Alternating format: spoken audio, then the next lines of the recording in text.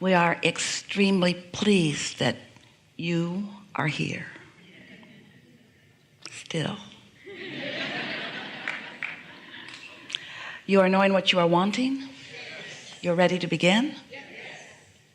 I have heard for many of the past years you talk about Esther was searching for Jerry, that you don't look for them where they were, but where they are. And now I have that experience personally because my father-in-law, Bernie, recently passed away. And so now I have new questions about expanding on where they are to find them.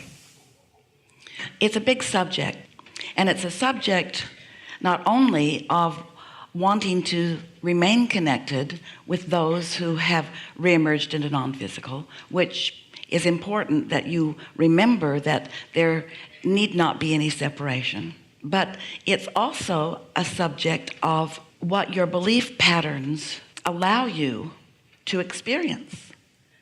Most people believe that there is separation in what you call death, but the separation is because of your sadness or your unhappiness or because of your misunderstanding of what your true relationship is.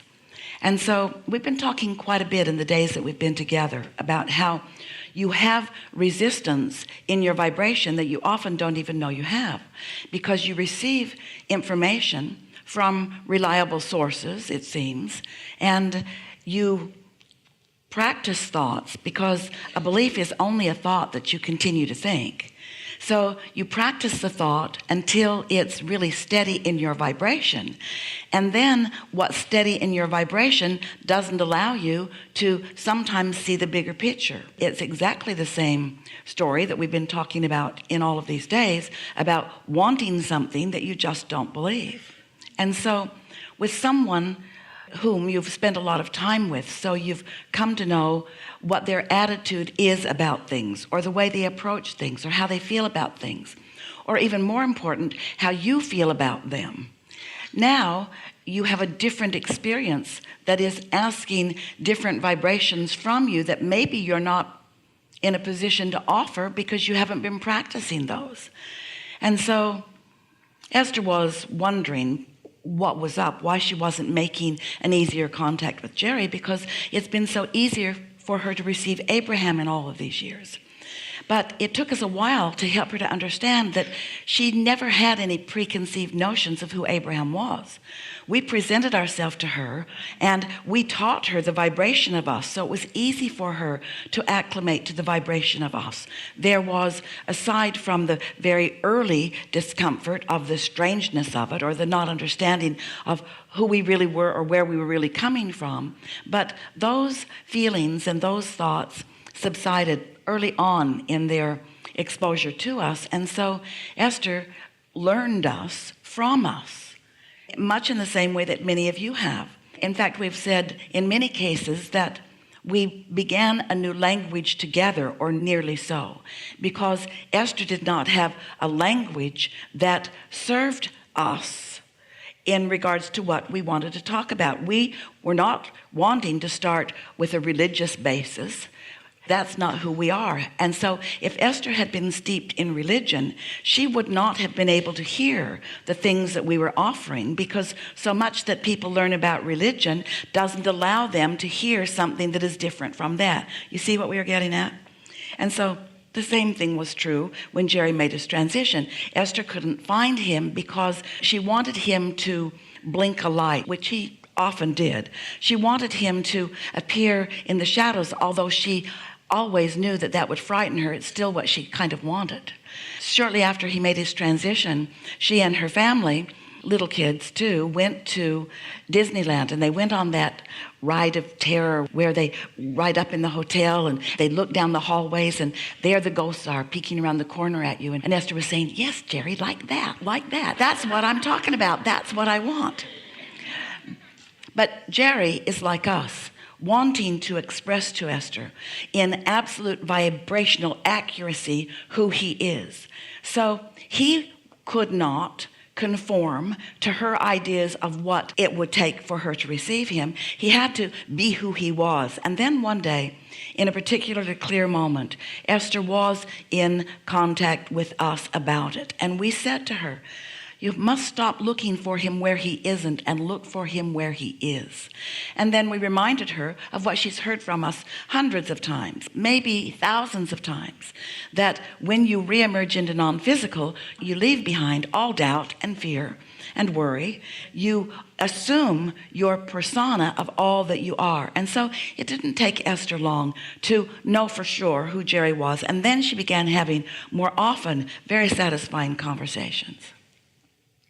The thing that Esther came to an abrupt awareness of, and we said to her, choose one. You can't have it both ways. She wanted, in some ways, she wanted him to come to her in her dreams. She wanted to dream about him. She wanted to have vision of him. She wanted him, really, what she thought she wanted was for him to return as he had been before. And it wasn't until she acknowledged, that isn't what I want. What I want is for him to remain in the pure positive energy place that he is, and for me to raise my vibration so that I can join him there. That's what I want. And once she came to that clarity and was no longer yearning, she had a lot of dreams where she put him back in his body. And in her dreams, she would say, that's remarkable. How did you do that? And he would give her that silly grin that he always gave her. How did you get back into your body? She would want to know. And then she would say to him, oh, they're going to be very happy to see you. We're going to go on the stage tomorrow morning and they will be so happy to see you. And then she would think, but so much has changed since you were here. We have a new technical crew, and I'm probably better to make the opening hello remarks because they may or may not be really ready for you. In these dreams, she is even acclimating to a realization that you are always moving forward. And so once she accepted, and of course it's logical that she would accept it, but once she vibrationally accepted, once she stopped yearning for something that was vibrationally not accurate, and began to acknowledge that everyone reemerges into non-physical, and that everyone is eternal, and that consciousness is active and accessible. And once she began to acknowledge that, then she began to be able to be in the receiving mode, because she's receiving from us all the time. But then she was able to begin receiving from us conversations and understanding about how non-physical, those dearly departed, how they are still so happily, eagerly interested in what you all are doing here. She was visiting with a friend just a little while ago who was experiencing the same thing of a mate reemerging into non-physical. And he kept saying words to Esther such as, yes, I know that it's important to move on. And Esther wanted to say, and did say to him, yes, move on, but don't think that you have to separate yourself from all that that is. Yes, I have to accept it as it is. Yes, yes, yes, accept it as it is, but don't stop thinking about her, and don't stop realizing the reality of her, and don't stop having conversations with her, and don't stop expecting her to be as interested in what you're doing as she ever was. That's the important thing to understand.